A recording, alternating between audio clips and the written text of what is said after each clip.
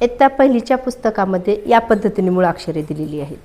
तुम्हाला या पद्धतीने शिकवले का बाळांनो मी? तुम्हाला कसं शिकवले मी? तुम्हाला ओळखीच्या असलेल्या वस्तूच्या नावावरून त्या अक्षरांची ओळख करून दिली. बघा आता तुम्हाला क प ह्याच्यावरून कशाची ओळख करून दिली? तुम्हाला क आणि प ची ओळख करून दिली. आता बघा उ स या शब्दावरून कशाची ओळख करून दिली? उ आणि स ची. पण इथं त्या पद्धतीने आहेत का रे? क झाले की प आहे का? बघा उ इथं आहे तर स इथं आहे, म्हणजे स पिवळ्या रंगामध्ये आहे तर उ कोणत्या रंगामध्ये आहे? गुलाबी रंगामध्ये आहे. आणि गुलाबी रंगामध्ये जे अक्षरे दिलेली आहेत त्यांना काय म्हणतात ते तुम्हाला सांगितले. यांना काय म्हणतात बाळांनो? स्वर. स्वरांचा आवाज काढते वेळेस आपले ओठ एकमेकाला चिटकतात का? जीभ तोंडातल्या भागाला कुठंतरी स्पर्श करते का रे? नाही. पण ह्यांचा आवाज काढते वेळेस आपली जीभ तोंडातल्या कुठल्या तरी भागाला स्पर्श करते किंवा आपले ओठ एकमेकाला चिटकतात. म्हणून हे जे पिवळ्या रंगामध्ये जे अक्षरे दिलेले आहेत ह्यांना काय म्हणायचं असते? व्यंजन. काय म्हणायचं बाळांनो? व्यंजन. इंग्रजीमध्ये आपण कॉन्सोनंट शिकलोत बघा, आहे ना? इंग्रजीमध्ये कॉन्सोनंट म्हणतात ना, तसंच मराठीमध्ये काय म्हणतात त्यांना? व्यंजन. आता हे व्यंजन किती आहेत, काय आहेत ते तुम्हाला नंतर सांगणार आहे, पण यांना काय म्हणतात तेवढंच माहिती करून घ्या. काय म्हणतात? व्यंजन. आता हे व्यंजन मी सर्व तुम्हाला एकदा शिकवणार नाही बाळांनो. तुम्हाला आज मी फक्त ह्या आडव्या लाईनमध्ये जेवढे आहेत तेवढ्यांचंच सांगणार आहे माहिती. ह्यांचा उच्चार कसा काढायचा, ह्यांचं उच्चारस्थान कुठून निघतात ते आज शिकवणार आहे. बघा आता ह्यांचं लिहायचं पण कसं आणि उच्चार पण कसा काढायचा ते ऐका. क काय आहे? क. ख ग काय आहे? घ. आणि हे काय रे? ड. काय आहे? ड. पण इथं टिपका दिला तर हे वेगळं अक्षर होते. हे अक्षर तुम्हाला अगोदर शिकवले नाही. आणि ह्याचा आवाज कसा काढायचा बघा. ओ कसं काढायचा? ओ कसा? ओ. आता ह्याचं असं ओ ग असा नाही बाळांनो. हे ग पूर्ण काढायचं आहे का? नाही. ओ. हे अक्षर असलेला फक्त एकच शब्द आहे, तो म्हणजे कोणता आहे बघा? वाङ्मय. काय आहे याचा आवाज? वाङ्मय. बाळांनो आता ह्यांचा आवाज काढते वेळेस बघा आपले हालचाल कुठं होते? क ख ग घ ओ. काय आहे? ओ. ह्याचा आवाज सर्वांपेक्षा ह्या अक्षरांपेक्षा वेगळा आहे ना. ह्यांचा आवाज काढते वेळेस आपण थोडंसं कुठून काढल्यासारखं वाटतं रे?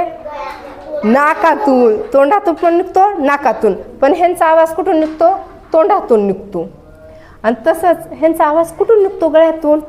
क ख ग. आणि ह्याचा आवाज काढा. काय?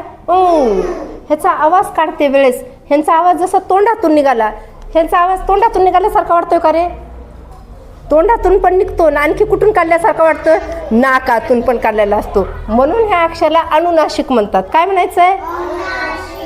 आणि तसंच बघा क ख काढते वेळेस इथून आपलं बघा क ख ग जीभ कुठं चिटकलेली वाटते? पाठीमागं तोंडामध्ये. आणि ह्या पाठीमागच्या इथल्या भागाला काय म्हणतात? कंठ म्हणतात. आता आपल्या हे साहित्य दिलेलं आहे, आपल्या साहित्याच्या पेटीमधलं साहित्य बघा. हो का क ख ग घ ह्यांचा आवाज कुठून निघालाय?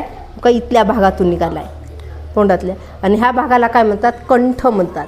आता इथं पण दिलेलं आहे, मी चित्र काढलेलं आहे. आता इथं आपली पडजीभ असते. काय असते? पडजीभ कशाला म्हणतात माहिती आहे का? तुम्ही आज शाळा सुटल्यानंतर घरी जा, आरशासमोर तोंड करायचं. आ तोंड केल्यानंतर एक भाग असं तोंडामध्ये लोंबकळलेला दिसतो आणि त्या लोंबकळलेल्याच भागाला पडजीभ म्हणतात. काय म्हणतात?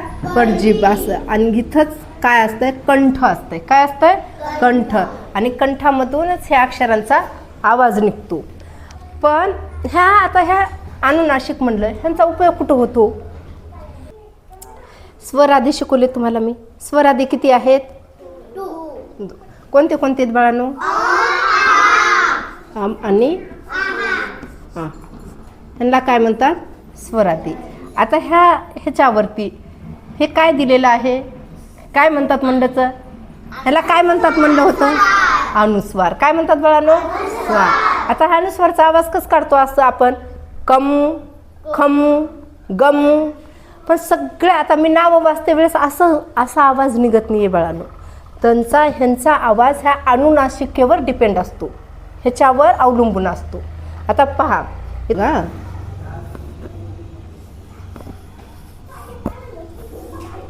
आता ह्या प वर अनुस्वार दिलेला आहे. आता प वर अनुस्वार दिल्यानंतर आपण असं म्हणायचं पंख म्हणायचं आहे का बाळांनो? नाही. ह्यांचा आवाज हे पुढचं अक्षर आहे ह्याच्यावर अवलंबून असते. हे अक्षर ह्या गटातलं आहे का बघा बरं? आहे. मग ह्या गटातलं हे अक्षर असेल ह्या अनुस्वारच्या पुढचं, तर ह्या अनुस्वारचा आवाज हे शेवटी जे अनुनासिक आलेलं असते तसा आवाज होतो. आता ह्या अनुनासिकाचा आवाज कसा होतो म्हणून सांगितले मी तुम्हाला. कसं होतं? आता पंख कसं होईल? बरोबर. आता हे वाचा बर.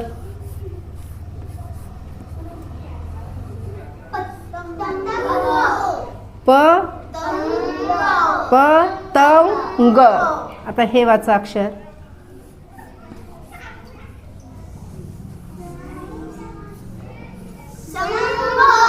कसं उलालंय? बरोबर. आता हे वाचा.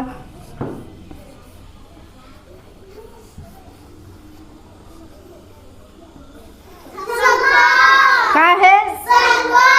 समजलं? म्हणजे या अक्षरावर कुठं अनुस्वार दिलेला आहे? स वर.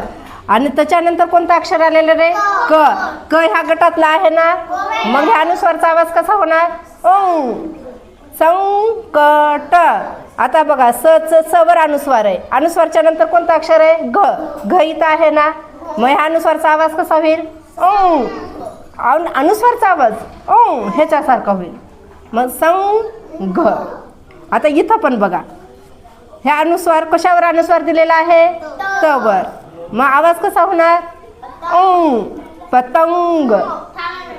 आता हे वाक्य वाचायचं. हं,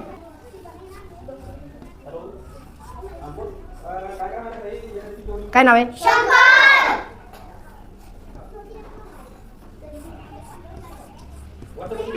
आराध्या.